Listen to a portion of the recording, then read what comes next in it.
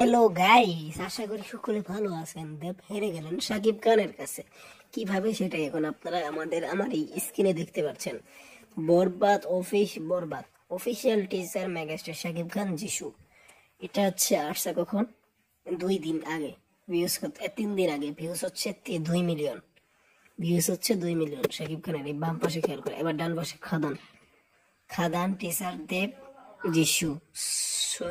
সুনীত দত্ত, তারপরে এই সেই। এখন এটা কয় মাসে? 6 মাসে হলো 1.9 মিলিয়ন। কি ভাবলেন? তাহলে স্টারডম খান যেটা সে 6 মাসে করতে পারলো না, সেটা শাকিব খান 3 দিনে করে দেখাইলো। কি মাথা নষ্ট হয়েছে নাকি? হো হো হো হো, খেলা তো জমে গেছে ভাই। তো যাই হোক, একটা রাজ্যের সুপারস্টার, তাকে অসম্মান করা ঠিক না। তো মেঘা শাকিব তো পুরো বিশ্ব চেনে। এবার থেকে বিভিন্ন জায়গা থেকে কত কি হয়, আর সাকিবিয়ানরা তো বারবার এই দেখে ভিউজটা আরো বেশি হয়ে যায়। থ্যাংক ইউ পুরো ভিডিওটি দেখার জন্য।